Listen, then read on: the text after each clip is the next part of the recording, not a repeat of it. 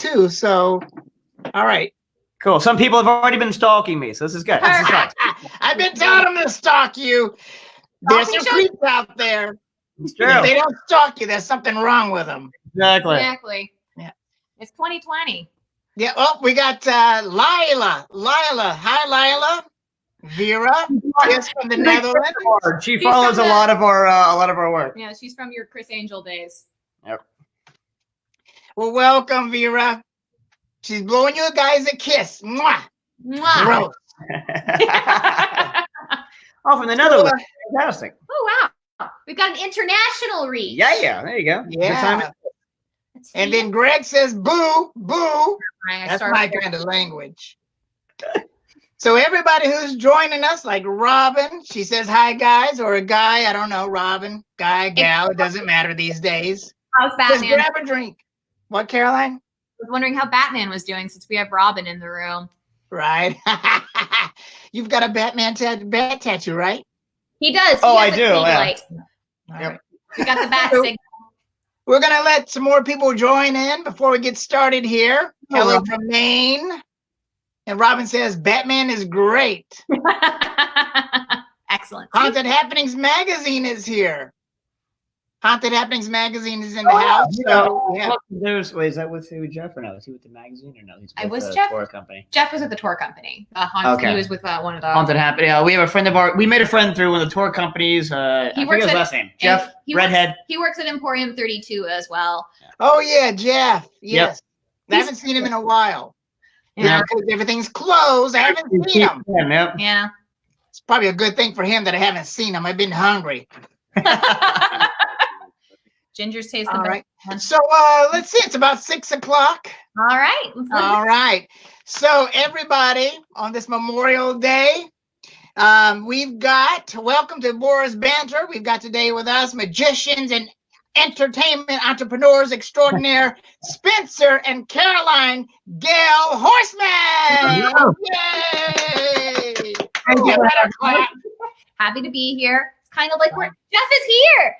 Oh, there's Jeff. There we go. Hi, Jeff. Speaking of which, somebody's ears were burning. He popped on in. Well, listen, Caroline, you're from Rhode Island, right? I am, yes. And you've acted at Pace University, and you performed as a magician and a mentalist for the college circuit at the world-famous Magic Castle in Hollywood, right? That is true. I have performed at the Magic Castle 4 times in my lifetime now. It's a good achievement, I feel. Oh, absolutely. So tell us some other people that you've performed for. I think there's like Esther Follies in Austin, Texas. I performed at Esther's Follies. Esther's Follies was the first place I actually got. It's the first place I got put in an illusion. So I had a little bit of a stint as a magic assistant, and Esther's is where I got thrown in my first box. So from there, I also performed at, I've done lots of like private parties, corporate events, of course. I performed for like, a few clubs across the Southern California area. Naturally. I performed at the Amazing Meeting for James Randi's event with Penn Jillette. I've performed for a lot of interesting people. I did one small piece for Paul Rubens once, which was very weird. It's always interesting to meet Pee Wee Herman when he's not Pee Wee Herman. Neil Patrick Harris has seen me do stuff. So it's been a weird ride. Magic has been an interesting experience so far. It surely is. It sounds like a lot of fun. Yeah. So Pee Wee Herman, how is he when he's not Pee Wee Herman? Is he a nice guy? Is he a nerd? He wasn't as nerdy as me. It's hard to out nerd me, unfortunately. He's very soft spoken, but he's really into performance art. He was a big fan of a performance art venue in Los Angeles called Rookledge Follies, which is where all the weird acts kind of perform. If you were like a Cirque du Soleil reject, that's where you go perform. That's where you do more intense stuff. Yeah. So Spencer Horsman, you were a child prodigy at 15, right? Something like that. I mean, I started even younger than that. I mean, I grew up in the entertainment industry. Both of my parents were clowns in Ringling Brothers Barnum and Bailey Circus. That's where they met. So they got married. They traveled around for the circus for a number of years. Once they left, they moved here to Baltimore. My father was then picked up and hired by McDonald's to become Ronald McDonald for their company for 22 years by the time he retired. And then they opened up a magic store when I was a year old. So I started learning magic when I was 4. Started performing alongside my father in his shows when I was 6, and then started traveling around doing my own performances by the time I was 8. So I've been doing it since. So now at 34 years old, it's all that I've ever done. I've never had a real job, I guess, for that matter. And I've been quite fortunate with it. I mean, over the years, number of national TV shows and tours nationally, internationally. I've, again, been able to perform for politicians, movie stars, musicians, and David Copperfield. So I'm sorry? David Copperfield and Lance Burton. David Copperfield. I was brought up as a guest performer when I was 8 years old. So before, I started off as a magician, but during that time too, I also picked up ventriloquism. So I used to do magic with the ventriloquism, and a lot of people aren't aware, but David Copperfield started off as a ventriloquist before he got into magic because he was an only child. He used to talk to himself. So his parents bought him a ventriloquist puppet. So it'd be like, well, put it to use. If you're going to talk to yourself, be entertaining with it. And so I was in Vegas at that time, and I was brought up on stage to do 5 minutes out of an act that I had just competed with at that time. And then like 2 months later, I went on to be the first ventriloquist to ever be on David Letterman back when he was running. So, oh, yeah. And the Statler Brothers show. Statler Brothers, Talk Soup, which is now called, I think, just The Soup. They've changed the name of that. They've also changed hosts 5 times. Right, so. yeah, exactly, that too. I was on The Simple Life with Paris Hilton and Nicole Richie. I've, obviously the more recent aspects have been America's Got Talent. I was there on season 7, along with Howard Stern, the first year that he was hosting, or I guess judging for that matter. And then I was just lucky enough to be brought back for this past season of the Champions competitors, where they bring back return contestants in order to go head to head again. And that just aired this past January, so you can pull that up too. And then also I've, the other Got Talent shows around the world have pulled me out too. So I did Germany's Got Talent for a couple rounds, France's Got Talent for a couple rounds. And and like I said, in various tours, stints, and residencies in Vegas and, most major cities here in the U.S. Yeah. I want to ask you, your set, you guys that are watching, if you have not Googled Spencer and Caroline Horsman, you need to do it as soon as this is over and catch up with them on America's Got Talent, France's Got Talent, all those shows. Your sets are amazing and freaking scary. I love them. I love those jaws. Inspired by the movie Saw, from the original head trap from the first Saw film. That was my inspiration for that. Okay, well, that was my question. Yep. Do you have set designers that say, "Hey, this is your set," or do they allow you to have input and talk to them? And do you say, "Hey, this is what I want it to look"? Yeah, absolutely. It depends on the show. Typically, I already have presentation. I already have scripting for anything that I do, anything from escapes to magic and sleight of hand. So it all depends on the set and setting. Now, when you go into a larger TV show, such as America's Got Talent, they have a budget to then build out everything around you. So usually they go, okay, what is your look that you want to present? And then they go, okay, we'll flush that out more so. Right. So like when I was buried in cement, when I was on America's Got Talent originally as my wild card round, I already had my style of my props, right? Very kind of like old school steampunk and rugged. And they went, okay, if that's your look, then that's what we're going to expand on. So it's usually a collaborative effort. Now, I've been brought in to also perform in other shows and other tours. For instance, I toured with Chris Angel for a little while. And obviously his style is vastly different from my norm. And thus, everything was much more sexualized, a bit more intense because the rock and roll and all that. Cobwebs. So like during that time, I had a bleached blonde hair. When I did my escape, I was barely clothed. I was just in like short booty shorts as opposed to, wearing what I normally do when I do an escape. So, you know, everything changes depending on the show that you're involved in. It was a very different aesthetic than his day-to-day. Yeah. I was gonna say it was love at first sight with Caroline. Listen, Caroline, when he's doing this, he's had a couple of near-death experiences. How do you feel when your husband is in a box of water? He's the one normally locking me in the damn thing. Now I am. It's not my favorite thing to do. I like the box that we do here at our theater. I'm used to at this point in time. But when the first few times I watched it live, I was not super happy. And of course, when we did America's Got Talent this last round, we never rehearsed the piece that he did.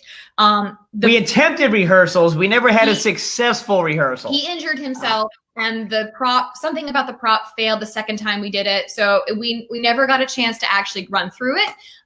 So that was the when you worst. see the clip from America's Got Talent, she's crying. Yes. People are like, "Oh, she's just acting." No, that's real. She was upset. That's genuine. I think it has something to do with the fact that, like, between our first date and our second date, there was a long span of time. He ended up unconscious in a box, and that was on national TV. Yep. So I have that set in my mind. I was like, oh, good. This is going to be the rest of this. This is the rest of this experience. This is the rest of your life. It's just you going, yeah.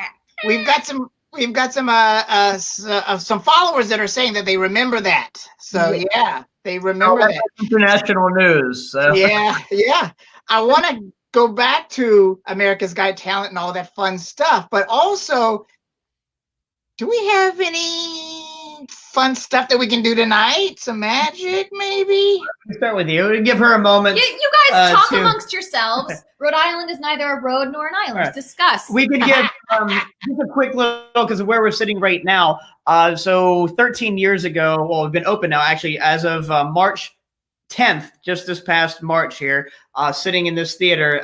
This is a spot and a venue that my father and I designed and built ourselves. It's called Illusions Magic Bar and Theater, so illusionsmagicbar.com. And this has been my home base for when I'm not out traveling and doing shows, things of that nature. So and that's in Maryland, right? Yep, we're in Baltimore, Maryland, right downtown, just a few blocks south of the Inner Harbor, which is our main kind of like tourist spot and whatnot. So this is a venue that we've had that runs year round, besides, you know, outside of the pandemic world that we're in currently. And this is my usual, you know, where we perform together, our home base, where we present our style of magic and whatnot. So in regards to that, this is something that Caroline does during the shows, depending on the right crowd. We don't pull a lamp out of the wall or something. What is that, wires? Okay. So first and foremost, because again, I know we have a number of followers here from all across the U.S. and all ages and internationally. So with that, we are trained professionals. We are entertainers. Everything that we do is a trick or an illusion, giving some element of, you know, magic, be it either an escape or a card trick. But that being said, just because it looks easy or it looks like we know what we're doing and you can just replicate it, don't. And this is a case of that. So Caroline here has 4 strings hanging from her mouth, each numbered 1 through 4. So we're going to play a little game of Russian roulette.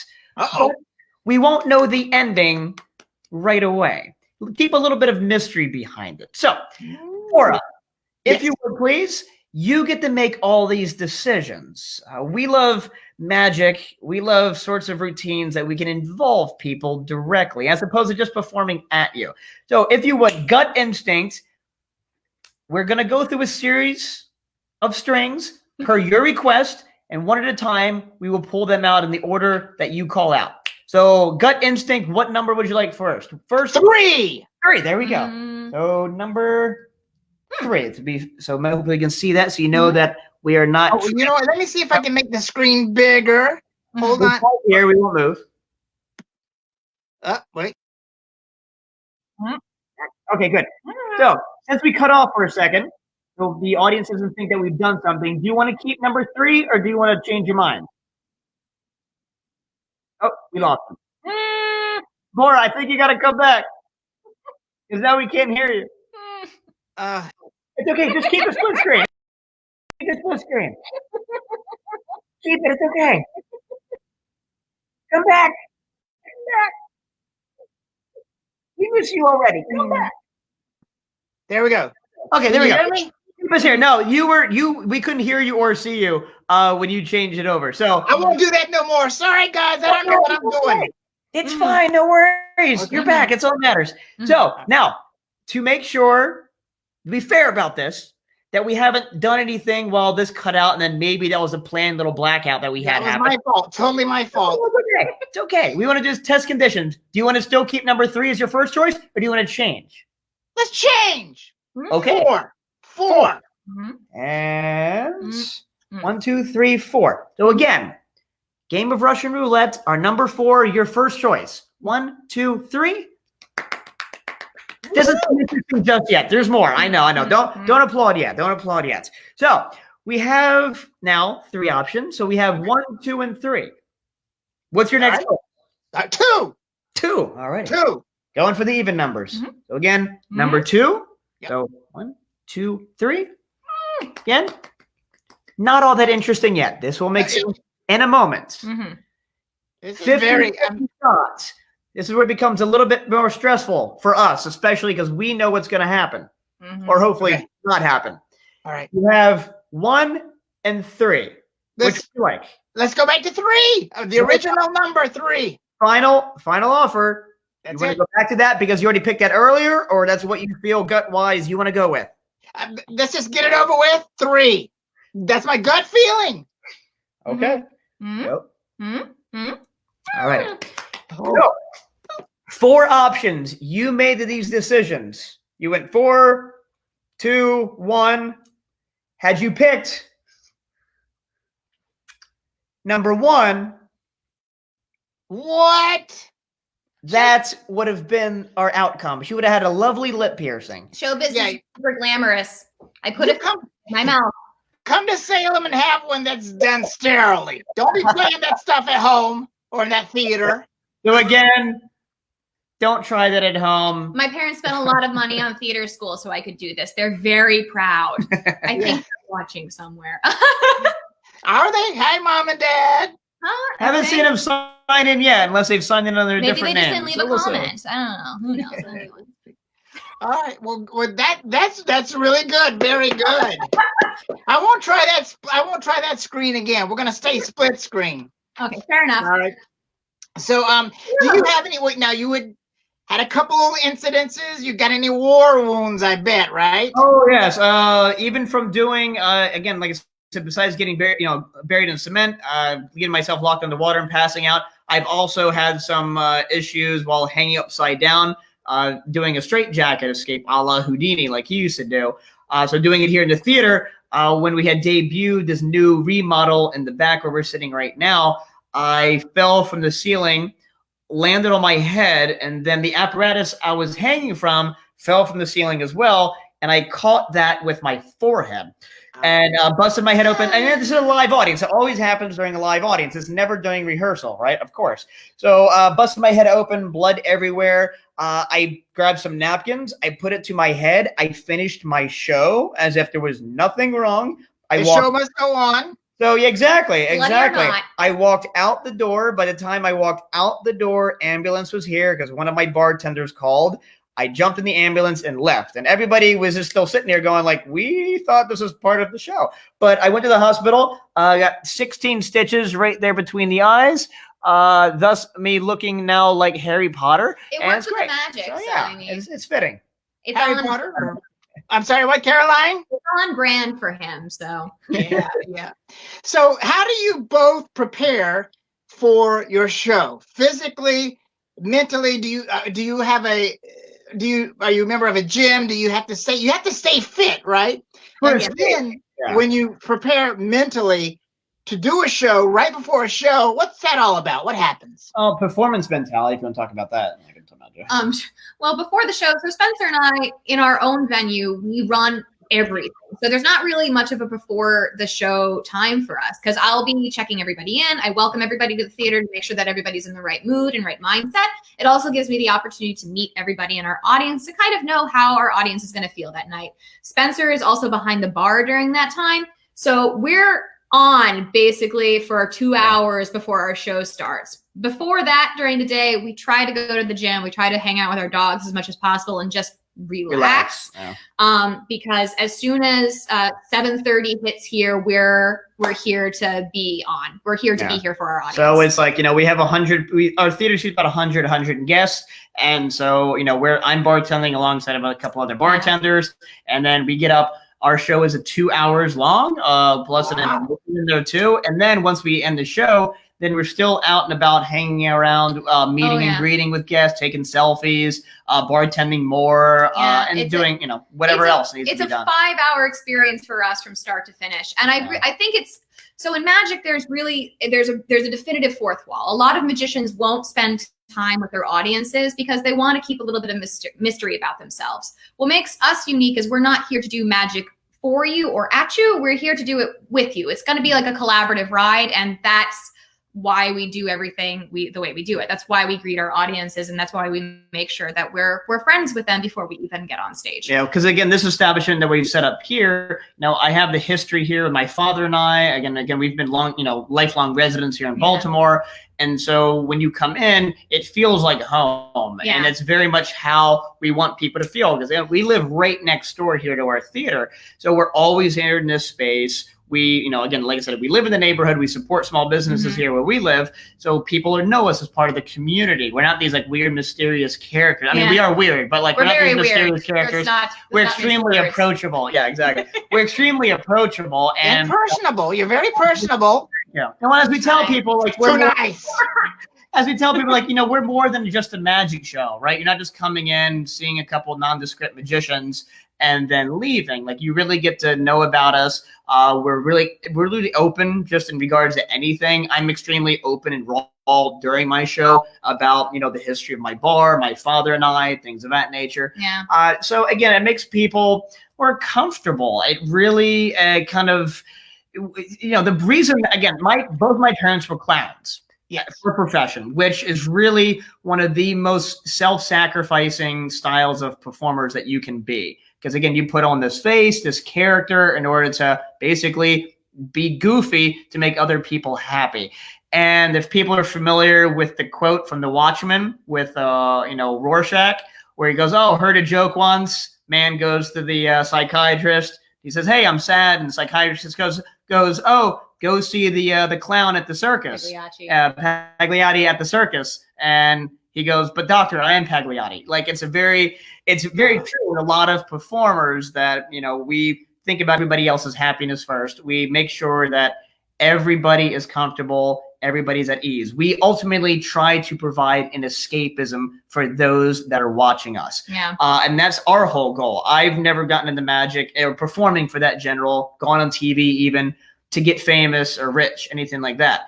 I genuinely like providing people with a means of coming out, getting out of their bubble in their head from whatever they're going through at that time. Because right now, we're all going through the pandemic together. Yes. So this is a unique time in history for us. We all kind of understand mentally what people are going through.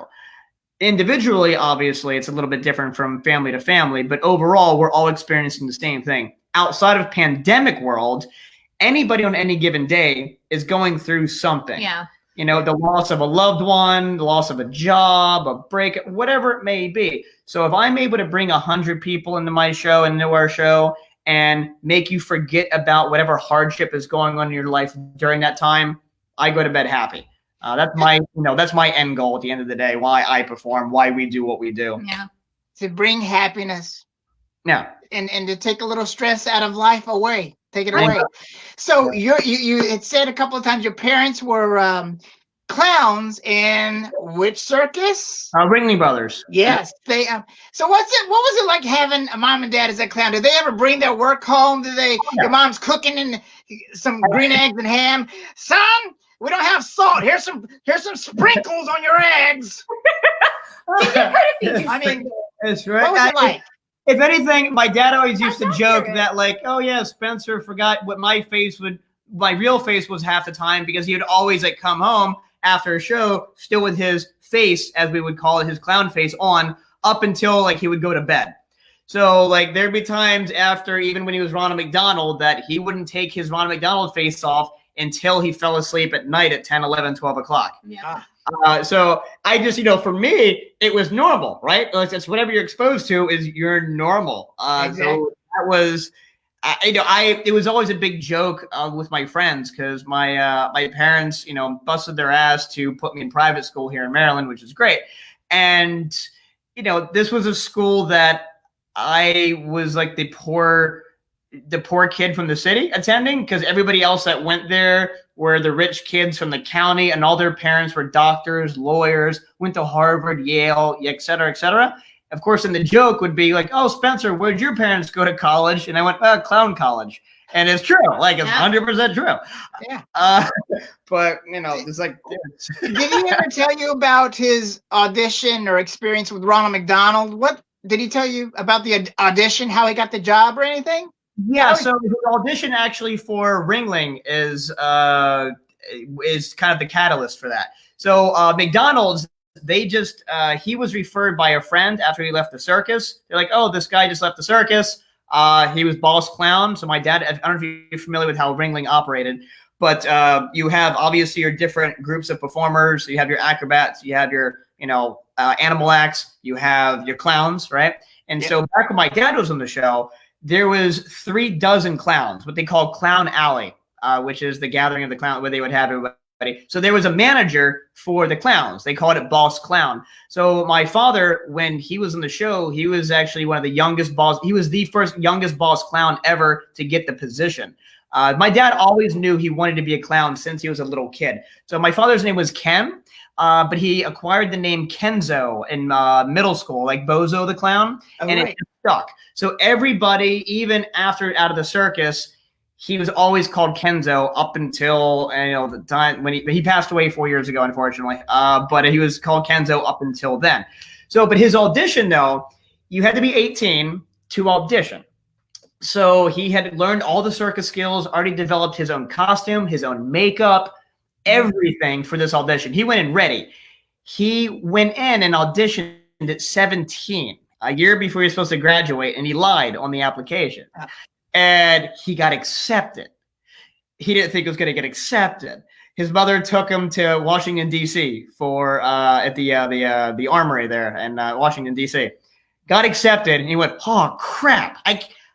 So he went to the head clown at the time who was hiring everybody and went, sir, I'm only 17. I can't actually go. And they were so impressed with him. They went, we don't care. So, but his mother, his father were like, you need to finish high school. Okay. So they said, we'll hold your contract for you.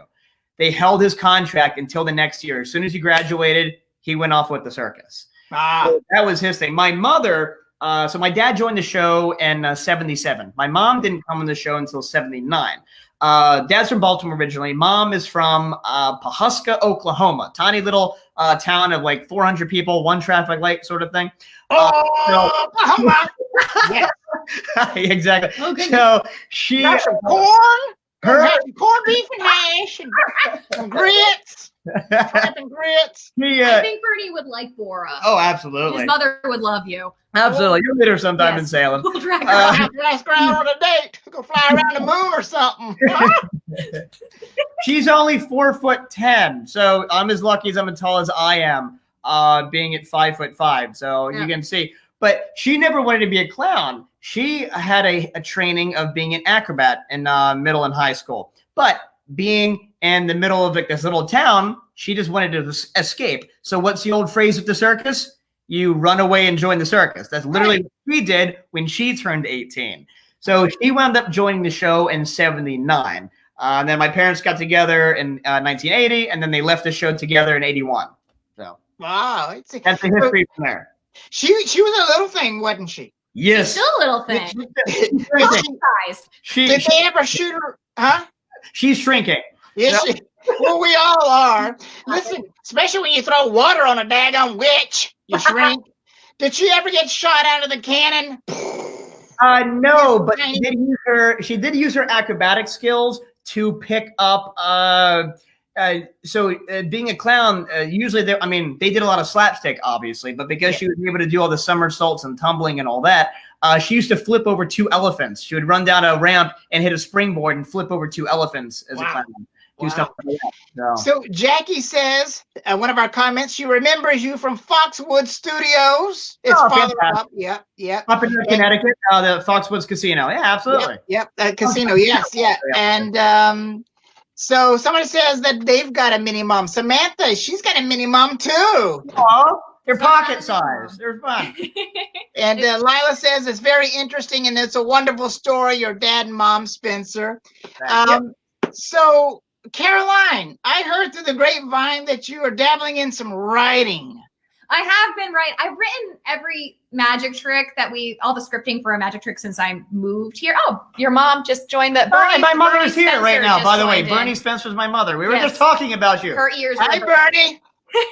I also have written a few seance pieces for our theater here. And I've also been working on, since we're in quarantine and we can't perform for anyone, I've been working on a project kind of cataloging all the ghost stories attached to plagues throughout history. Oh, wow.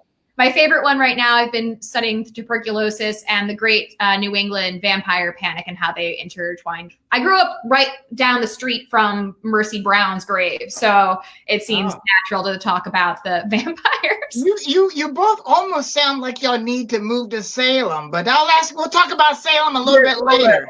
We're kind of all in on that. We'll talk about Salem in a little bit. I want the other thing I don't want to dredge on it, but I do have to ask. Simon Cowell, did you guys go head to head? Did you want to slap him? No. So he scared me. Yeah, he's definitely an intense individual. He's like one of those people you walk into a room and you can immediately feel his presence. He's just staring it feels like it bores into you, those Simon Cowell eyes. And I was watching the interactions and he was looking at me and I'd be like, I don't know what to do. It was the same. He has the same sort of intense energy and presence like Howard Stern did. I used to describe that because Howard Stern is super tall and super skinny, so he's like Snape come to life. He's intense. One of my favorite characters in that movie. Naturally. So it's a different. And again, that's also very much his character for these shows where he's just trying to be as brutal as possible and whatnot. But again, our experience was fantastic on the show on Champions. My whole going into Champions, knowing that I was going to be on that show, my main goal was being able to stop and talk to, even for like 10 seconds, Terry Crews. That was my goal. He was so good. And he was... he commentated one of your acts, didn't he? Yes. He commentated all through the last water tank. He also so they didn't put this in the show, but after Spencer came out of the water tank, he looked at us, he saw me crying, and he started crying, and I was like, Terry cares. Yeah. He cares about us. Yeah, he's a nice, genuine human being, especially for being as famous as he is and everything else. Yeah. He talks to you. If he asks you questions, it's because he genuinely wants to chat with you, not because he has to. So we were able to chat twice, during the live performance, but also during one of the attempted rehearsals. Yeah. And he was actually he put out a fitness program a number of years ago. That was one of the first ones that I had used when I started going to the gym, 6 or 7 years ago. So I was like, oh, Terry, by the way, I use your programs. Oh, awesome. So that's how we started talking. They nerded out over fitness. I'm sorry? They nerded out over fitness stuff. It was very cute. Yeah, That's good. That's good. So Sharon Osbourne seems very homely too, very motherly. Yeah, absolutely. Everybody really, Howie Mandel's really nice. Sharon is very sweet. So, they were all great experiences. The experience themselves, going through that whole process, when you go through the full, America's Got Talent, the Champions is a much shorter show. Yeah, it was condensed. Yeah. They already know who you are. They get you in and get you out, sort of thing. But when you go through the audition, this and that entire process for me, because I went on 4 out of 6 rounds when I was on there, took about a year, because it was months before filming, then the live rounds gotten tighter and tighter. It was exhausting. So the entire, you know, like I said, the adventure itself, I told myself too, like, I'm never doing this show again. And then I did it again in January. So, yeah. So Caroline, you had an interesting childhood too. You are nothing like your mom and dad. No, my parents are both scientists. My dad is a social scientist. My mother is a retired microbiologist. So you can never really retire from microbiology because you'll be walking along one day and you'll be like, oh, look, a small living thing. But I grew up. I prefer them dead. Us too, actually. I'll eat see them. He will. You should see our collection in the seance room. But I grew up wanting to entertain as much as possible. The first, I set up a haunted house behind my house one year for Halloween. I tried to get actors to come in and be scare actors. And I think I was about 6 or 7 then. And then the following year, I tried to put on a circus in our backyard. I was always really focused on being some sort of entertainer. So my parents were like, all right, well, let's channel this into a somewhat usable career path and put you into the acting world. So I got into acting in high school and went to college for that. And that's good for your parents. Usually the parents say, you can't be an actor. You need to be a scientist or a lawyer, a doctor. I mean, they kept me grounded. They kept me going to, they took me to a science convention every year. In Las Vegas called The Amazing Meeting. And that was actually how I ended up in magic. Magic is kind of the cross section between science and performing because magic trick is basically a reverse engineered concept. In order to make an effect happen, you have to think about, okay, what do I have to do these things? So it's just another engineering concept, another science concept. I just want to all you viewers, you're watching, there's a lot of you watching. Send in your questions, ask your questions in your comments, and we will find the answers maybe. We're not. Ask them. So I'm sorry, Caroline, what were you saying? I'm sorry. I wanted to throw that out there. Oh, yeah. So I met a few magicians at that convention, one being Pendulette, who kind of like was like, if you start doing this, you'll do okay in this world because it's a different. There's not a lot of women in magic, obviously, and it's a niche that needs to start getting filled. And the other thing that really solidified it, I had a conversation with Teller at an amazing meeting one year that was exclusively about, well, it went from zombies, like what color should a zombie actually be, to Shakespeare, to how magic intersects with Shakespeare. And it was one of the most intense and beautiful conversations I'd ever had about performing. And it didn't have labels of magic or acting. It was just all performing and all entertaining. And magic really gives you this opportunity to completely control your audience's experience. So that was kind of the world that I decided that was the world I really wanted to be in, because you can have more of an effect on your audience than you necessarily could if you were just doing a monologue at them. Well, that's good. There was a question that someone sent privately, and they just sent it again. I think this one is geared towards Spencer. The question is, it's from Michelle. Has your father, or did your father visit West Virginia as Ronald McDonald? Yes, actually.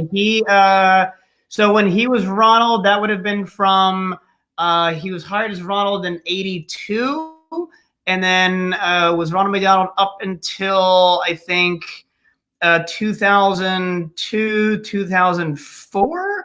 So yes, his district that he covered was DC, Virginia, and West Virginia. He covered over 500 stores and schools, because not only did he shows at the McDonald's restaurants, McDonald's during that time was big on like educational shows and things of that nature that they would have sponsored for schools and educational programs and whatnot. So yeah, if you saw Ronald during that time, it was typically him, especially if it was in a parade or a big event as well. There was one other Ronald that would fill in occasionally, like when he was on vacation, but that was rare. So yeah, that if you have a photo with Ronald there and then send it to me, and I can, even though I know they all look the same to the casual viewer, I can tell it was my dad or not. Somebody sent me a photo recently when I was like 6. Yeah, in front of our magic store, a photo with Ronald and a neighbor friend of mine, and they go, "Hey, it's your dad." I went, "Nope, not him." I was like, "Really?" And I was like, "No, it's not him." Doesn't smell like your dad. Yeah. So someone, we're going to do some more magic. So there's your answer, Michelle. Someone asked, will you do a card trick? I don't know if that's, maybe in the cards or not, but I do know that you do have some magic, Spencer. Yes, we do. Well, since we had as suggestion or request for a card trick. Let me go off camera here, All right, and quick, I will bam. do that in the meantime. He's crawling underneath the camera now. Stomp him like a roach, Caroline. It's Baltimore. We stop him like a rat, maybe. Hey, So- Caroline, look.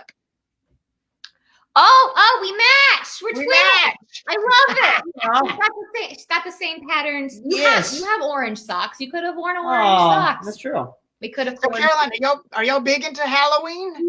Absolutely. Yeah. Every day is Halloween when we're together. So that's Halloween was always my favorite holiday, and I've kind of spread that to Spencer. He didn't celebrate it very much growing up. He didn't. Well, I did when I was younger traditionally, but then I just I always work. So as a full-time performer, I work most holidays, and so I unfortunately never dressed up during, especially Halloween, because I was working, if you and start it's young. distracting sometimes. Yeah, but we're turning him into a Halloween fanatic. If you grow up in New England, you have to love Halloween. It's like required by law. It's part of the It's education. infused in your blood. Yes. I've always loved the weird and the macabre. Again, when I was younger, obsessed with, before it became cool, and now there's shows about it everywhere, but like I was always interested in serial killers, murders, and all that sort of Very stuff. hipster of you. When I was but again, that's when, again, before it was popular, right? Before it was cool. Like I would read those books in school, and people go like, "Why are you reading that?" So again, this is way before, you know, CSI and all the true crime shows came out and everything. So like I've always been interested and fascinated by it. I've just never fully, I guess, like publicly embraced it. And now I'm like, I don't care. Whatever. I collect weird things, and we have, so now I'm like, okay, it's fine. I do want to touch on. I'm sorry, Caroline. We lean into our creepy side here. Yes. Yeah, well, good. I do want to talk about that the creepy stuff that you have, your collection at some point tonight. Something out. Yeah. So what do you? Card trick wise then, because again, I wanted it's obviously a challenge performing in such a way like this, because again, live show means you have live people there in front of you to touch and shuffle and examine things and whatnot. But again, miracle of technology, at least we can get your voice in your face to help us out here. So, simple concept. Again, magicians, specifically, I guess the styles of magic that I've studied over the years, requires sleight of hand, which is a ton of practice of a physical manipulation and dexterity of a small object, cards, coins, other little knickknacks, whatever it may be. Now, it's weird though, because as a performer, normally when you practice a skill, it's to show it off. Yes. Right? A dancer, a singer, you go to a concert, you go to a play, whatever it may be. A magician, though, you see the beginning of a trick, you see the end of the trick, but 80% in the middle is a secret to you. So we practice and learn things to hide from you, which is weird, but it's worth it though. Usually the endings are worth it, so it's okay. So that being said, not only do we use sleight of hand, or at least for my preference in performing, but we also use various forms of psychological manipulation, because us humans are all witches, maybe wired a little bit differently. So this is going to be a challenge, but generally us humans are all wired the same. We have certain things that we instinctively react to, colors, numbers, logos, and whatnot. And we can sometimes make educated guesses in which regards what we think that you will choose. So I want to try to put this to the test here today. Excuse me. So before we started here on screen, deck of cards, I made a prediction by simply taking a single card and reversing it inside the pack. Okay. All right. From here on out, I'm going to keep the cards here in frame. They will never leave, so you don't think like Caroline switching something for me secretly. What? Yeah, exactly. So we'll keep you over there just to keep us fair. So, BORAH, start off. First and foremost, you're familiar with playing cards. It's just always a safe thing to ask. I've had people. Yes. Yeah. Okay, we'll take it easy this way. Then we'll take it step by step. So, Easy is good. Perfect. In a deck of cards, there's 52 cards. So we have red and black. Which one do you want to use? The red cards or the black cards? Black. Black. Okay. Now, again, magicians will do some sort of weird psychological manipulation with your answer and be like, oh, we're not going to use those. We're going to use the reds instead. No, I want to make sure whatever it is that you choose and select is what we're going to use. So, again, you want to stay with black or do you want to? Black. Black. Black, black, black. Okay, excellent. So now we've narrowed down from 52 cards to 26 cards in the deck of cards because we're now just using the black ones. We have 2 suits that we can currently use. We have the spades and the clubs. Again, your choice. Which suit do you wish to use? You want me to say it out loud? Please. I'm committed. I can't do anything here. We're good. Okay. Spades. Spades. Yes. And just as I offered you a moment ago, you want to keep that first gut response or do you want to change? I'm keeping it. I'm keeping it, Spencer. Cool. Making sure. So black spades. So we've gone 52, 26, now down to 13 cards. Ace through 10, Jack, Queen, King. Now, at this point, I'll be honest, statistically, when you ask somebody to just name a card, they always pick either like Ace of Spades, Queen of Hearts, King of Spades. Popular choices, statistically. So I want you to try to curveball it and pick a value that you think most people really wouldn't care to have and say a deck of cards to be a favorite value. Joker, by the way, does not count. I did remove the Joker prior. So what value would you like? 3. 3. Okay. And again, final offer. That's it. You want 3. to keep that or you want to change? I know I'm not changing. 3. All right. Just want to make sure. Make sure. Later on, you're going to go, oh, I wish I changed. I want to make sure. Don't say that. 3. No pressure. No pressure. Yeah, I feel 3. like Okay. So what have we done? We've gone black 3, black spades 3, landing on the 3 of spades, which now you created a card you don't even know that you were ultimately going to create. The 3 of spades. Like I said, deck of cards has been out here in front of you since the beginning, before I started asking you black, red, spade, heart, any of that. Yep. Nice and slow. Out of the box. No sleeves to hide anything in. Well, the tattoo sleeve doesn't count, but you get the idea. All the cards one way. And as I said beforehand, we removed one and flipped it in reverse. The odds of this working at this point is 52 times 52, which is 1 out of a little over 2,700. Yeah. Black, spade, and... No. Perfect! Ladies and gentlemen, those that are watching, this was not planned. This is all spontaneous. Right there, Spencer Horsman. We did not set that up. I don't know how you guys do it. Well, first you have to sacrifice a goat, and then it goes from there. Yes, and I eat the goat. Raw. Yes. All right, Very good. very, very, very rare, but yes. So tell me a little bit about your tattoo there. You were talking about your tattoo. Sure. So I guess, Tattoos. I'm more creepy stuff. okay, she's gonna get creepy stuff. I want to see creepy. We want to see creepy stuff. We're in Salem. I brought the. Yeah, we'll show you some of the stuff we're bringing up to Salem with us. So like I mentioned a moment ago, my father unfortunately passed from cancer just 4 years ago. The anniversary of that actually had just passed May 12th, and so after he passed, I wanted to. There was a favorite photo of him that I had always wanted to get tattooed on me because it just really encompassed him as my father and as his being a clown and all that. So I searched around, found a tattoo artist located in Las Vegas, of all places, which again was a place that my father and I love to vacation and go see all the magic shows and Cirque du Soleil shows and whatnot. But yeah, it was a gentleman out there by the name of Robert Pho, P-H-O, at Skin Design Tattoo. I had to give him a shout out because he's amazing.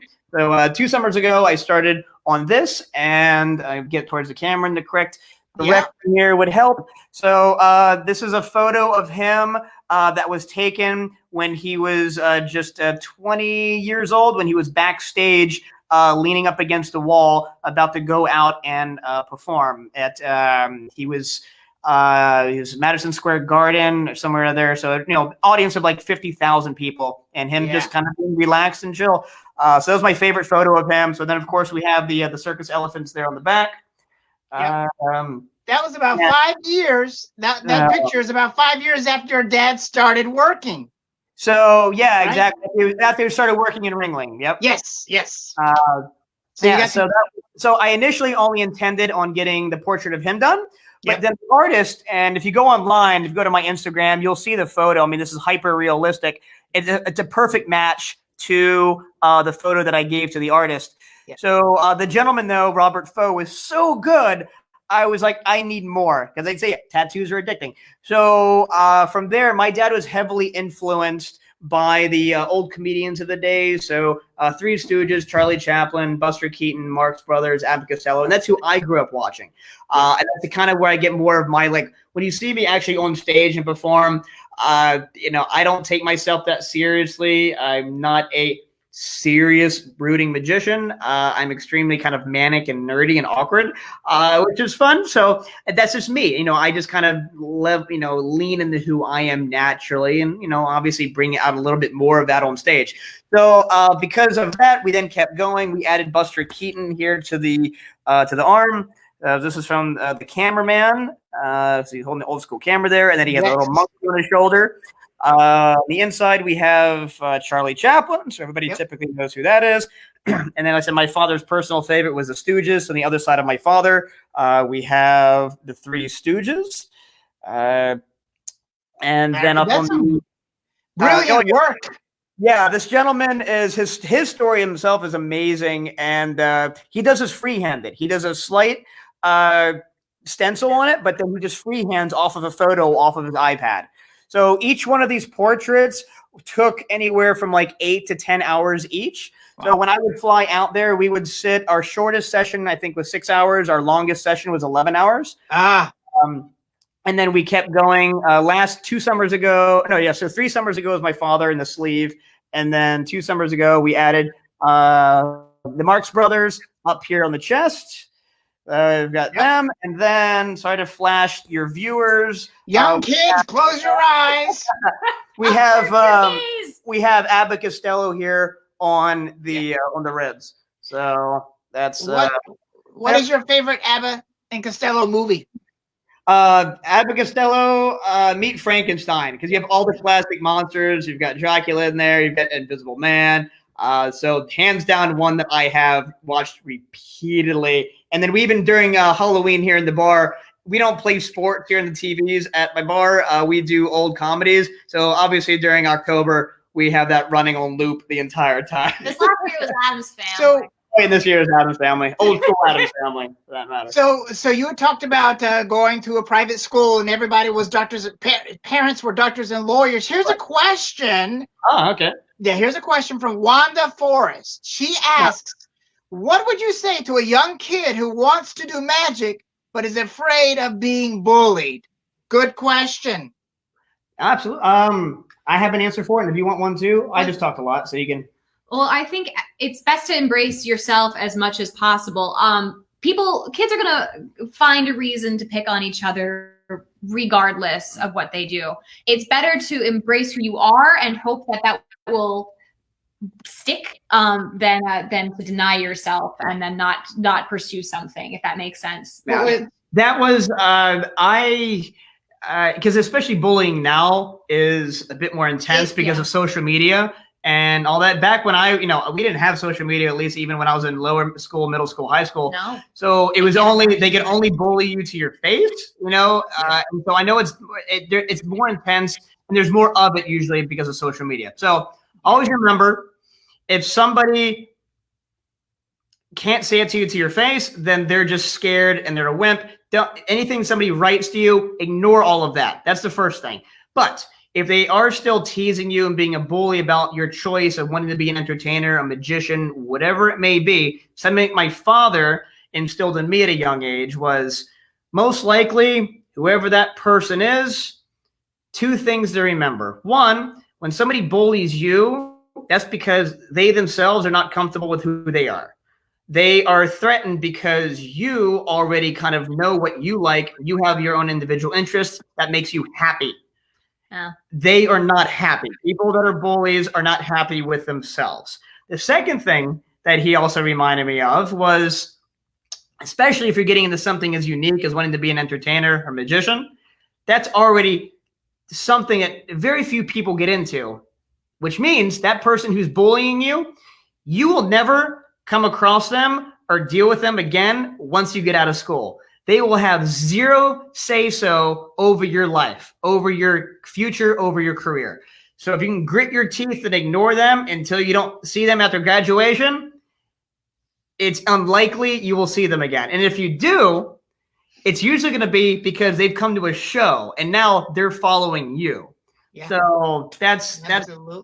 my two cents. That's a better sense than I came up with. That's Well, it's just, you know, people can be mean, but if you love what you do as a kid, if you love magic, stick with it and know in your heart that that's what you love, and do the best and be the best at it.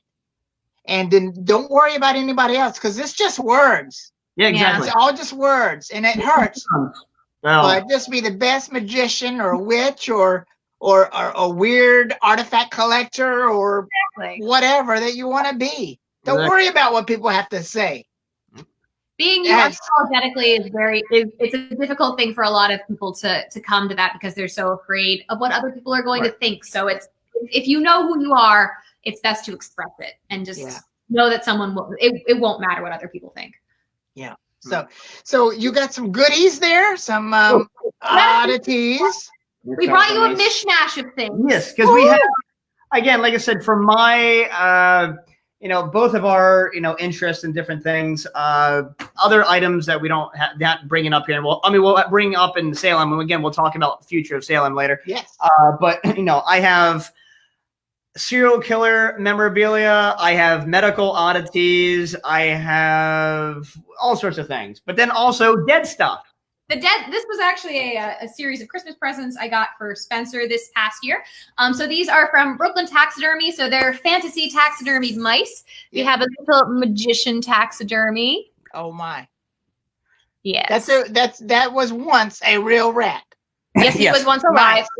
Now, again, these are all sourced ethically. They either died natural deaths and things of that. They were not killed for the purpose of this. Yes, right. So this one is a prefab that you can buy from Brooklyn Taxidermy. They're on Etsy. This one was a custom. She does, if you have a custom mouse that you want to have made, she'll do it for you. You just have to describe it. So this is a little custom escape artist. That's cute. Right? Very sweet. Yes. I was very happy.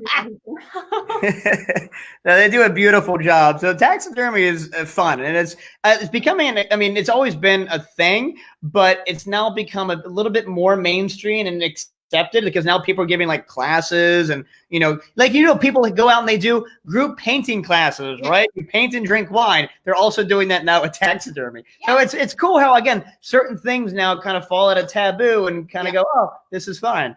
Because I remember they used to do like mounted fish or mounted goat heads or bear. Now it's artistic stuff like this, which is great. Nerd, I have a taxidermied raccoon that is dressed up as Rocket from Guardians of the Galaxy. Oh, wow.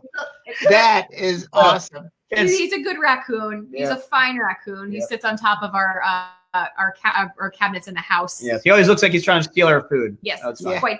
So this was actually one of our wedding presents. It came in this beautiful coffin-shaped box that our friends, I think they made that for us. And these are magic wands. We have a normal-size magic wand and a mini magic wand. But the reason that these are special is they came from... Oh, sorry, you want to go? These are actually made from a wall in Harry Houdini's New York City residence that was recently... Wow. Yeah, so when they were renovating, they took out a wall and just created a limited edition of these wands. So this is a wand made from the most magical substance on earth, I assume, and I often want to run around bopping things with it, which I know we're not supposed to do. Yeah. Bibbidi boppity boo. Well, that's great. We've got, guys, if you have questions, ask away. We've got Spencer and Caroline, Gayle Horsman here from America's Got Talent, and a slew of other talent, a slew of other shows. They've got a magic house called Illusions in Maryland. And we've got, just joined us is Luna Moon and Nathan from Luna Moon Gothic. They're in Florida. And Haunted Happenings Magazine is still watching us. And Lila says, do those wands actually work? Laugh out loud. Listen, we don't laugh out loud. We take our wands seriously, don't we, Spencer and Caroline? How do you think you just did that card trick? That's all I'm saying. She's off screen waving it at me the whole time. Yes. You do the dishes, Spencer. Do the dang dishes. He likes doing the dishes. I don't need to threaten him for that. Actually, that is our morning ritual. We wake up, feed our animals, And while I'm making her coffee, I do the dishes. To me, doing dishes is relaxing. It's strange. So but you give her a hand with the dishes. I get. Let's hear it for the boy. Let's give the boy. Yeah, so because it's, again, being a magician that focuses on sleight of hand, I find, again, the human anatomy is already fascinating to me, but specifically the hands, because they're extremely complex machines to do all these precise movements that we've evolved to be able to do. And thus, I have started collecting human hands over the years. So real human hands. Real. So, and again, all sourced ethically, either from, again, just people that have passed away. Jason, donated Kruger. Right, exactly. So this one here is just one, and I have different styles of hand. So I have one, like you've seen in school back, in biology class, you would have just a plain, just stripped white, clean. I have some of those. Those are fine. But I also have ones that have been basically mummified. So some still have skin on them, fingernails, things of that nature. I have ones that are been, I said mummified, that are from the 1800s, the 1700s, some Victorian hands, both men, women, children. So a lot of different ones. A lot of hands. But this one here is one of my favorite. This is, if you're familiar with the bodies exhibits that have been popular over the last dozen years, this is a plastinated hand. So we can see it's been stripped down, but still some of the tendons left in place. So you can, see more of the workings. And so this is again, a real human hand, one's from a human, with some really long piano fingers. Oh, yes. So they're probably a great musician that's been plastinated. So this is, bits and pieces of our art oddities world. Yeah. Well, Greg has a question. How did you two meet? Oh, well, Is that a fair question? Fair question. Go down that dark, gloomy road. Not at all. So sad. Here we are now. We met at a magic convention in 2015. It was actually at an after party for Magic Life. We actually have we have there's a prop. There's a weird theme in our relationship that we'll get into momentarily. Okay. But, he was talking to my friend, and I immediately stopped and started talking about, I was like, what is the other guy talking about? Is he talking about paleo or CrossFit? Because don't let him bulldoze you with that. And Spencer and I immediately started bonding over food. We spent about 20 minutes just discussing food, and because we're both very food-centric people, as I'm sure. We eat a lot. We eat a lot. It's a terrifying amount. But as soon as I walked away from that conversation, I immediately forgot his name. As did I with her. So it was a perfect combination. That's what beer does to you, huh? We were both so. Neither one of us had a drink at that party. I had a lot of cheese, I think, but we own a bar and don't drink. It's a very weird. It's. But I spent the next week looking on Facebook trying to find him because I thought it wasn't stalking. Stalking shows you care. Creeper. Love it. Eventually, I figured somebody would post a photo with him, and eventually, a friend of ours that was on the same season of America's Got Talent as him posted a photo, and I was like, it's the boy, friend. I friended him immediately after I saw that photo. And about 5 minutes goes by, and Spencer sends me a message that says, hello, I would have friended you first, but I forgot your name. 2 peas in a pod. Yeah. 2 peas in a pod. Great minds think alike. Yeah. We were talking on Facebook for a long time, and eventually we switched over to text messaging. And at the time, I was living in Los Angeles, and Spencer was traveling between Baltimore and Las Vegas to rehearse with Chris Angel. And living in Los Angeles, we don't have seasons there. The way that I tell the seasons personally was the Oreos that come out. So I was waiting for the fall Oreos. Oreo plug. Yeah. So Spencer went to a Target and took a photo of the Halloween Oreos, which are the orange cream, not flavored orange like the fruit, but the color, with jack-o'-lanterns and witches and ghosts on them. And he sent me a photo. And the minute I saw it, I screenshotted it and sent it to 8 of my friends. And it was like, if a boy sends you a photo, are you going to eat those? You can continue the story. Okay. So if a boy sends you a photo of Oreos, does that mean he likes you? That kind of really. Yeah, that became the running theme in our relationship. Oh. Okay. Every time we run into Oreos, essentially, it's like, oh, remember when? And Well, that's a good one. Don't eat all of that. I want some of that. It's just a single stuff. I know, but still. So Spencer eventually actually proposed to me using Oreos. He during one of our magic tricks on stage, I'm in a box and I pop out and ta-da, there's a redhead in a box. So I popped out of that trick, and on stage here there was a large mass covered up. Are you eating the cream out of that Oreo? I want to eat that. That's how you eat Oreos. That's exactly right. Thank you. You're welcome. I just thought I usually spread a little bit of roach crush up on there. A little crunch then, like a little texture. Yeah. But so, I pop out of the box, and on stage there's just something covered up in a black curtain, and he pulls it off, and there are these boxes of Oreos and the vanilla Oreos, and it spells out, "Will you marry me?" 556 packs of these Oreos. How many pounds? 200 and I don't know how many pounds, but 556 packs. 250 pounds at least. Yeah, it was a lot. It was a pack. I did the math. And we ate all of them. And then you give away one to every audience member, like Oprah Winfrey. You get an Oreo cookie. And you get an Oreo cookie. We did that for the next like 3 months. Yeah. During Halloween, we were giving away full sleeves of Oreos to the kids that came by. We're very popular on Halloween now. Oh yeah. We're the Oreo bar. I thought you were going to share that. Fine. Well, there's no cream. Can you fix that? Here, wait. Well, again, as a magician, though, you do magic with anything you come across, especially Oreos. Since we're using some bad cream in my. Sorry. You made the cream disappear. Oh, here we'll make that. We'll make that. Disappearing's not exciting unless you can make something reappear. We'll make that reappear, though. If you make something disappear, you have to make it reappear. Did you guys see that? Okay, here. For those of you that missed it, again, watch closely. This is just a double stuff. I want the most stuff. Most stuff.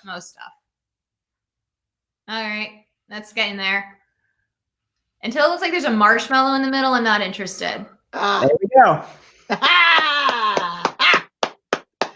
how you gain. Perfect. Great. That is awesome. Yeah. Listen. So, what are you guys doing during the quarantine COVID times? Well, we're already. I'll let you eat that. It's been a little bit. Sorry, you good? You judge me for eating the single stuff, and you eat the okay. Yeah. So I mean, for us, so like I said, we live right next door to here, and excuse me. So with that, we're introverts still at the end of the day. You know, even though we're performers, we still very much kind of like need our personal reset space. We need recovery time. So the thing that, you know, besides not being open Fridays and Saturdays, it hasn't changed much in regards to scheduling. We're more consistent actually now with our sleep schedule. That's great. We actually go to sleep before 2. Right. It's beautiful. On the weekends, we'd always go to bed between like 2 and 3 a.m. because the bar being open. But the rest of the week, we would try to run normal like business hours because doing paperwork and emails. But now that's 7 days a week instead of 4 days a week. We're incredibly fortunate. We're not like while we don't have our business open, obviously, we're not suffering in quite the same way as some people. So we've still been able to work from home because we've been hosting magic shows here via Zoom. Yes, we've been doing shows. How can people watch your shows? When can they catch you? Where can they catch you? Schedule shows for your own personal household. So if you go to illusionsmagicbar.com, you can see the schedule and availability. And they're like 30 to 45 minute close-up performances, specifically with sleight of hand, that you can purchase to then have me come there, via technology into your house, or do a split screen with if you have other family members in other locations. They're incredibly intimate experiences, and no two shows are alike, obviously. Spencer really likes to take the time to get to know everybody before he just dives into the magic. So it's a very unique experience, and it's nice to see that we have an outlet and figure things out for this time. Otherwise, I mean, people have asked us like, oh, you guys seem like you're keeping sane. How are you during this quarantine? It's like you still have to, I think, keep a certain level of normalcy that you can, right? Yeah. Treat every day as if like, okay, I'm going to get, there's no reason not to catch up on sleep unless, obviously you're still an essential worker and you're still out doing crazy hours. And for those of you watching that are, especially in the medical field, thank you for the rest of you for keeping the rest of us alive right now. So thank you for that. But, try to, work on certain things like sleep, because right now everybody has an underlying stress, the pandemic. Sleep helps. So get between 7 and 9 hours of sleep. Yes. Our happy place is 8 hours. That's what we consistently get. We go to bed between 11 and 12. We wake up between 7 and 8 a.m. We go to bed before we go to bed, the last hour, we turn off all screens. We don't use our computer, TV, cell phones, and we read. And then same thing upon waking. We wake up, we hydrate, coffee, and then again, we read before, turning on screens again. And that really keeps the stress level down, especially social media. If you're going to turn on the screen, don't dive right into social media as soon as you wake up, because it's already going to trigger anxiety in you. Because of discipline. Yeah. That takes discipline. It does. I've been reading Stephen King, though, so I'm manufacturing stress to go on top of the rest of the stress. That's always a good choice. Yeah. Well, you guys are, I said earlier, you belong in Salem.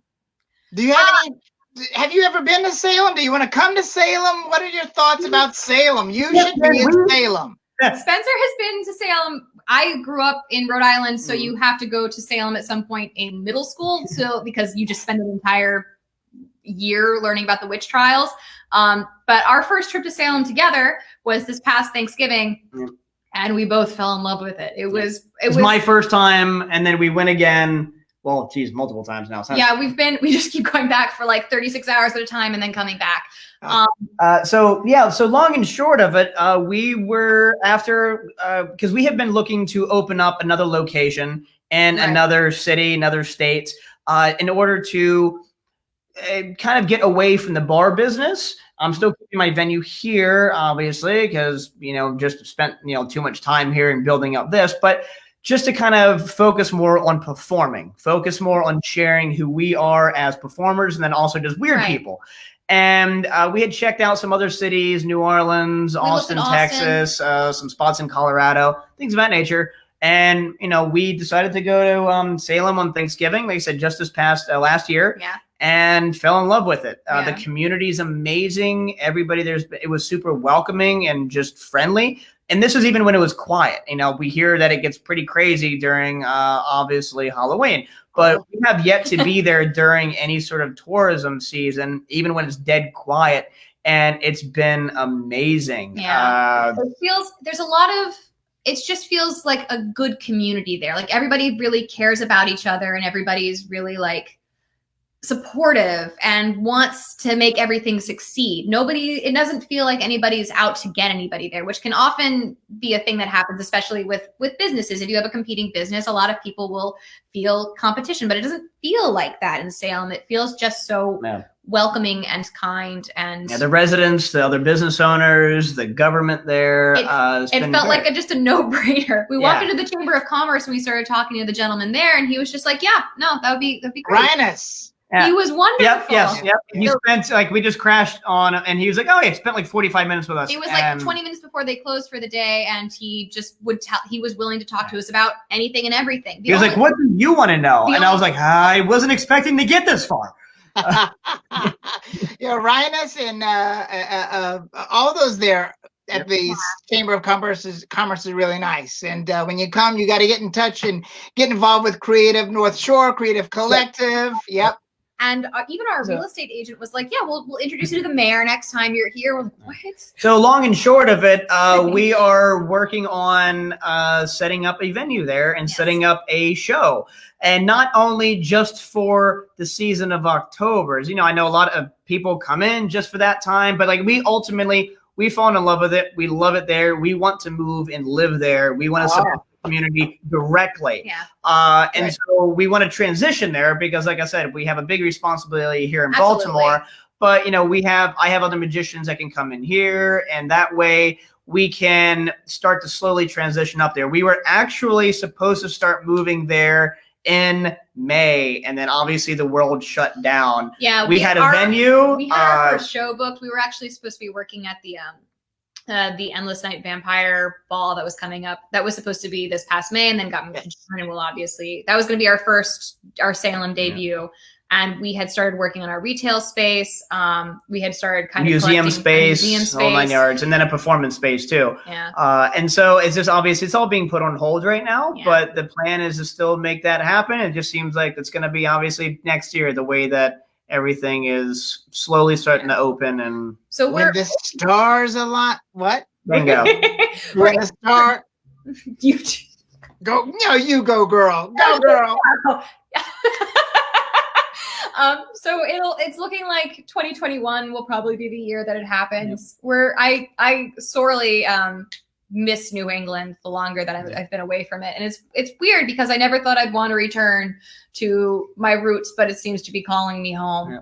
Yeah. But we want to, like I said, we ultimately want to live there. We found some houses we're interested in purchasing. I mean, In Salem? I mean, yeah. in Salem. Okay, yeah. I mean, because if you're gonna have there's no place like Salem. Salem is amazing. You just described it. It's very accepting.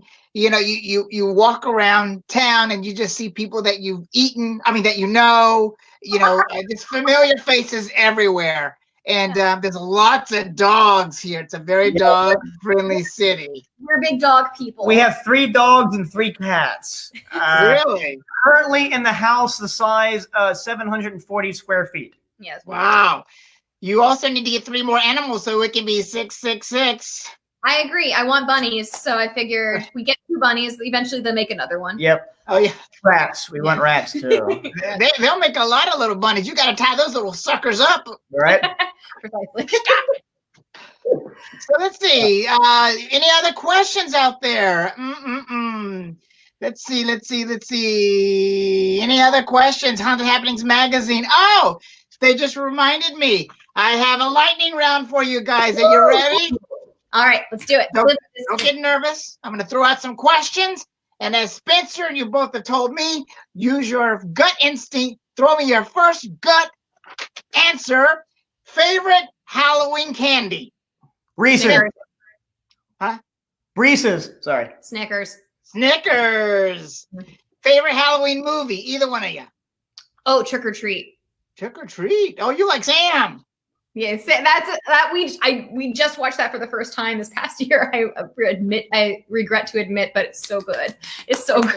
I'm so Bad little boy. Mm-hmm. Yes, but you Halloween life. Yes, indeed. Probably for me, because I watch it twice a year, Nightmare Before Christmas, because it's a Christmas movie and a Halloween movie. Yeah, exactly. So, Caroline, do you have any phobias? Ooh, yes. Snakes. Snakes. Oh, me and India have that in common. Okay. All right. Spencer, phobia. No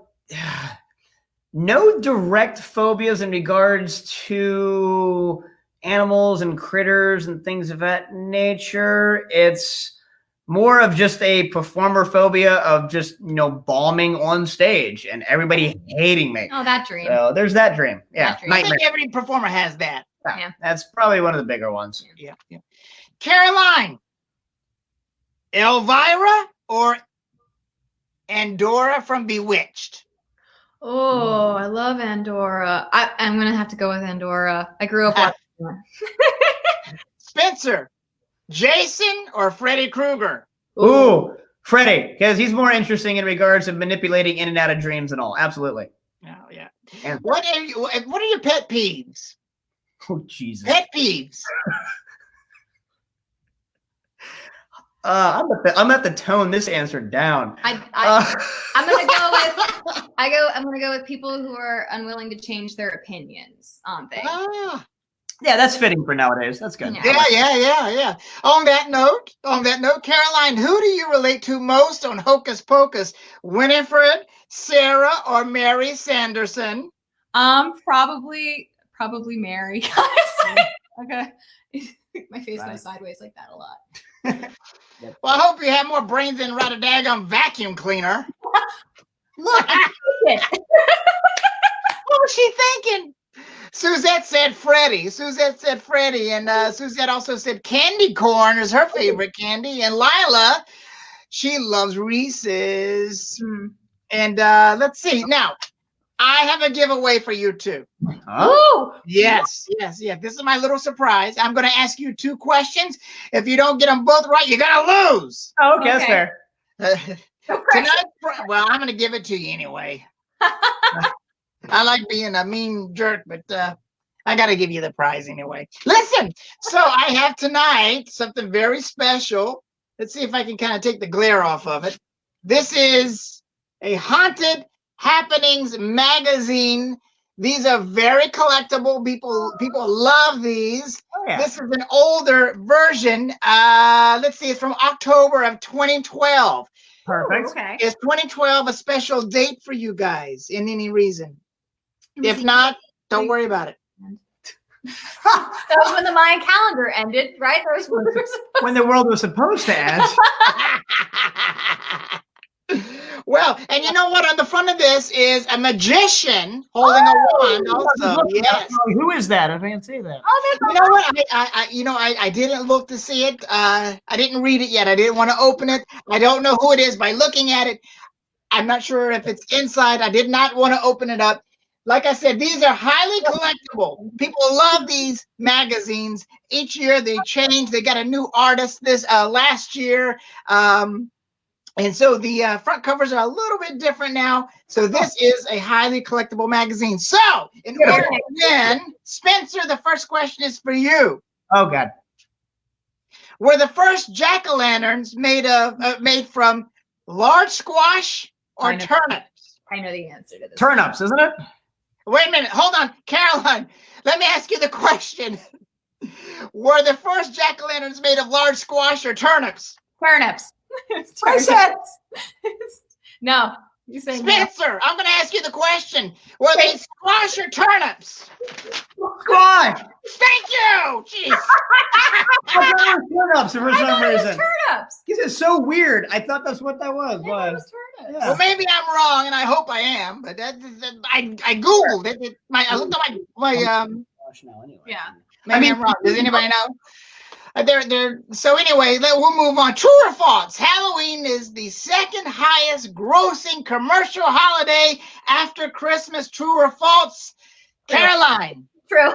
True. That's right. All right. Well, listen. Do you guys have any other things you want to talk about or hit on? We have a gift for you, so we'll have to put one in the mail. It's been rocking here on Caroline's jacket all It's been evening. incognito. Can you take it off? I have my Halloween nails on, and I can't. Oh. Thing. So we just had these, which they finally came through. We put in to have these made, and then the world shut down. Yes. So we just finally got them in this past week. But we have a little Spencer Horsman in a straitjacket. Oh, that's awesome. I love it. I'm going to wear that with pride. Thank you. Back when I had my red hair to match the redhead that I'm married to. I expected you to have your red hair today. Right. It was. I know. I shaved it all off after my little accident with America's Got Talent in October. It's so okay. He looks like James Dean. Yeah, exactly. I haven't had the James Dean hair for ages, so I'll take it. My dad is when it's turnips. It is turnips. Google. Well, I need to look at Google again. I swear I looked at it and it said squash, but turnips is the answer. Squash, it doesn't matter. Nowadays we use these big orange things called pumpkins. So there you go. And then when you buy most of the pumpkins to bake with, it is squash instead of pumpkin. So there's that. Yeah. Thank you very much, Hank. Thank you. That's my dad. That's your dad. That's your dad. That's the guy that got me into Halloween in the first place. So. Oh, did he? Did he? Cool dad. Listen, dad. So where can everyone find you on all of your social media platforms? Yeah, so if you search my name or name, so it's along the bottom of the screen there. So Spencer Horsman, SpencerHorsman, so Horseman without the E. You can find me at Spencer Horsman Official for Instagram. And then also Facebook. I have a fan page, main page. And then the website, if you want to book me for a show, that's to Illusions, ILLUSIONS, Magic, MAGIC, BAR.com. Yes, so join us over And then Caroline, follow her as well because you got a YouTube channel, right? We're working on it, or we're getting it together so I can talk about the creepy stuff over there. And she does tarot. She does, all the weird stuff. So follow her as well. I'm Mrs. Horsman Official on Instagram, or if you follow the bar page, I keep track of that. That's Illusions Magic Bar on Instagram. We also have a Twitter account, but it's a little bit defunct. And you can find us on Facebook as well. Oh, good. Well, we cannot wait to have you guys here in Salem. And thank you very much, Rhonda. She said great interview. Thank you. If you guys have any questions. Yes, thank you for letting us be the first to be interviewed by you. We were happy to banter with you. You're welcome. I had a fun time. If you have any questions, call me or text me or send me a. Thank you for inviting us and allowing us to kind of share our, who we are with everybody. But we look forward to hanging out when we're up in town eventually, when we're allowed to travel, even get out of Baltimore, even if for a day or two. Yeah, so we'll be there. Well, you guys are going to fit in perfectly here, and you're going to have a lot of fun. Any other questions before we head out of here? Let me see. Banter was awesome. Thank you. Had a lot of fun. Thank you, BORAH. You're welcome. Thank you, Spencer. Thank you, Caroline. You guys have a spooky night. All right? You as well. BORAH's Banter. Thank you. Thank you, sir. everybody, for following us. Yeah. Spread the word. We need a